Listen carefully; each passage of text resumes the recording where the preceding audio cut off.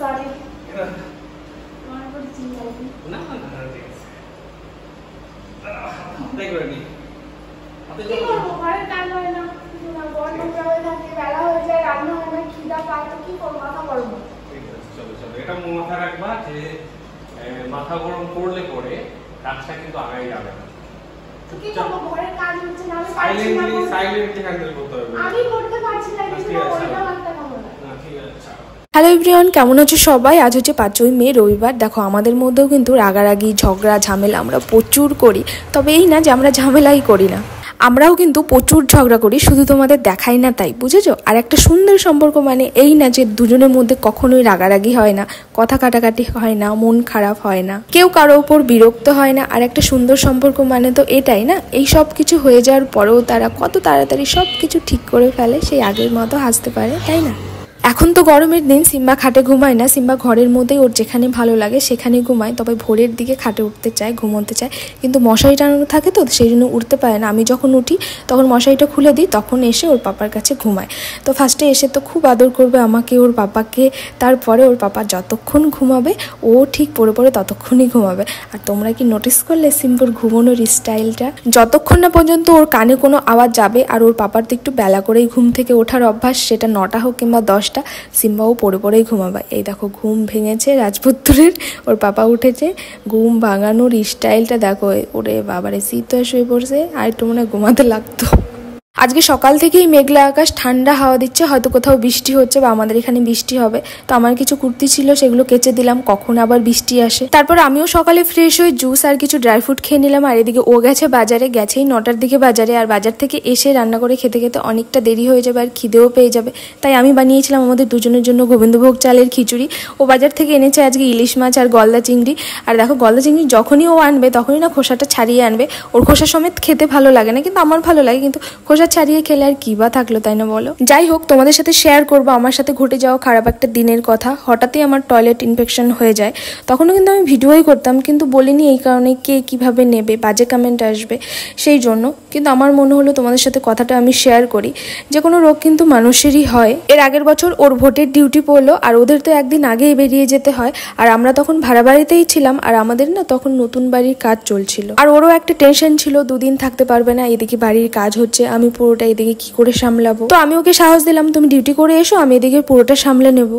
আর এদিকে আমার বাড়ি থেকেও মা বাবা কিছু কারণের জন্য আসতে পারেনি, আর এদিকে আমিও সবকিছু ফেলে রেখে যেতে পারিনি, আমাকে কিন্তু 2 রাত একা থাকতে হয়েছে। আর আমি না প্রচুর ভয় পাই ছোটবেলা থেকেই। কেমন ভয় বলো তো? ওই যে কিছু পুরনো সিনেমা আছে না ভূতের, দেখলে পরে রাতে আর ঘুমোতেই পারবে না। আর আমি তো এতটা ভয় পাই, রাতে বাথরুমে গেলেও ওকে ডেকে তুলে তারপরে যাই। আর আমি তোমাদের শুরু থেকেই বলছি এই কারণেই, ঠিক কি হয়েছিল আর কিভাবে হয়েছিল না হলে তোমরা বুঝতে পারবে না, আর আমিও তোমাদের বোঝাতে পারবো না। যেহেতু একা ছিলাম, ভয়টা আরো বেশিই পাচ্ছিলাম, মনে হচ্ছে খাটের নিচে কেউ নেই তো, আর চোখটা বন্ধ করলে চোখ খুলে কিছু ভয়ানক কিছু দেখতে পাবো না তো।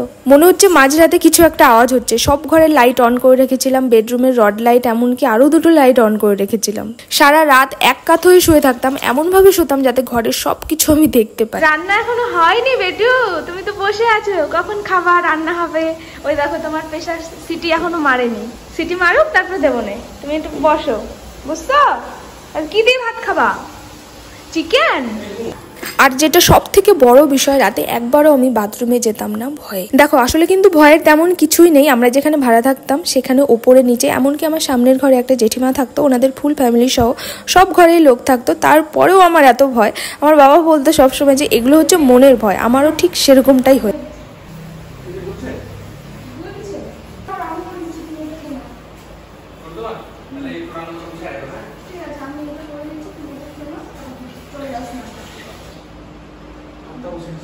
সরি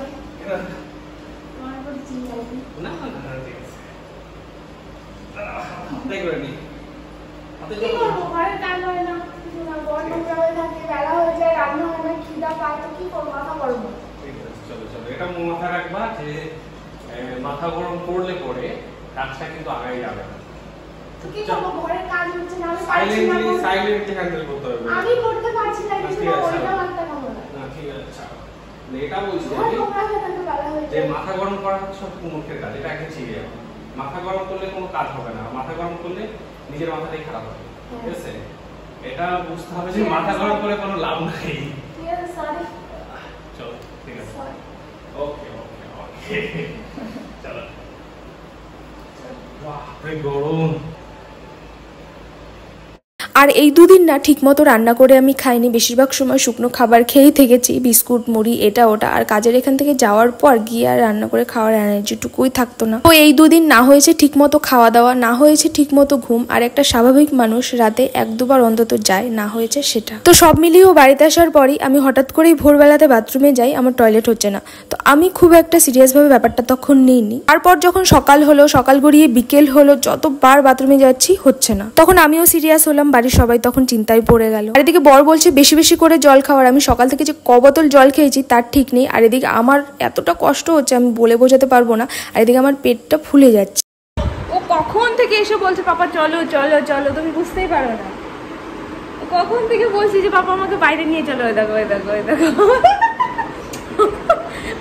গুড বয় যাও ঘুরে আসো, যাও যাও। পাপাকে বলো, পাপাকে তোলো তোলো, পাপাকে তোলো, পাপাকে তোলো। আমাকে না আমাকে না আমাকে না পাপাকে, আমাকে না পাপাকে। পাপাকে বলো, আমি কি নিয়ে যাই তোমাকে? বলো পাপাকে বলতে হবে।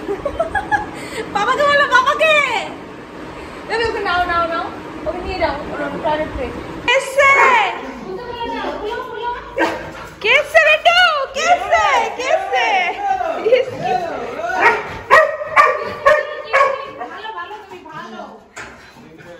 খুশি।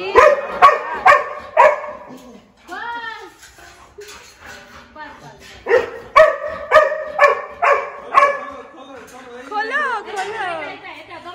খোলো, ওর জন্য কিছু খাবার আনো নাই? ওকে তো কিছু খাওয়াছি না। এবার তুমি রেডি থাকো। জল নিয়ে আসছি, জল। বল এনেছে বেটু, বল। বেডটা পড়াতে দে, খুলতে দে। সরো পিছাও। না ও বাইরে যাবে।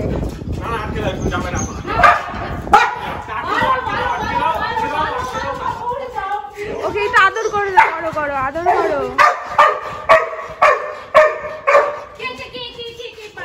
যে যা বলছিল সেটাই করছিলাম। তারপর ওর একটা পরিচিত ডাক্তারের কাছে ফোন করে কি করলে ঠিক হবে। সেই ডাক্তার আমাদের বলে গরম জল বোতলে ভরে পেটে ছ্যাঁকা দিতে হবে। আর এদিকে আমরা জানিই না যে এটা ভুল পদ্ধতি। আর এদিকে আমার অবস্থা হয়ে যাচ্ছে খুবই খারাপ, পেট ফুলে যাচ্ছে। আমি বোধহয় বাঁচবই না, এরকমটা আমার মনে হচ্ছে, মরেই যাব। তারপর বর আমাকে শেষমেশ নিয়ে গেল গাজল হাসপাতালে। ডাক্তার দেখেই বলল এত কেন দেরি করেছো। সাথে সাথেই বরফের মতো ঠান্ডা 1 বোতল জল দিল পেটে ছ্যাঁকা লাগানোর জন্য। সত্যি খুব একটা খারাপ একটা দিন গেছে আমার, সত্যি খুবই একটা খারাপ একটা দিন গেছে সেই দিন আমার। তোমাদের যদি এরকম কারো হয় সাথে সাথেই ভালো একটা ডাক্তারের কাছে যাবে, একদমই দেরি করবে না। এর থেকে না নতুন নতুন রোগের সৃষ্টি হয়। তো দেখো বর 2 দিন বাড়িতে থাকবে না, বরের পড়েছে ভোটের ডিউটিতে, সেই জন্য মাকে ডাকা হয়েছে 2 দিন আমার কাছে এসে থাকবে।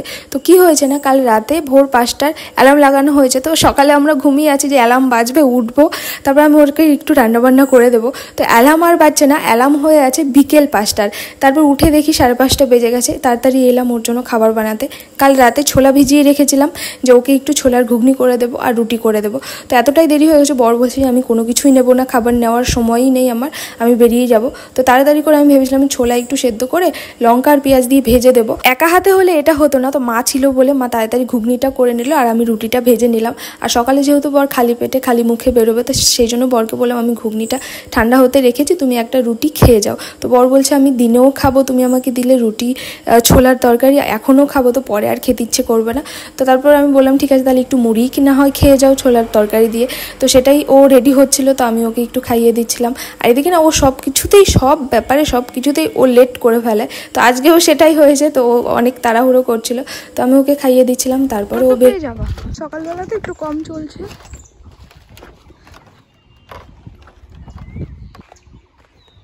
দেখে যেও। আচ্ছা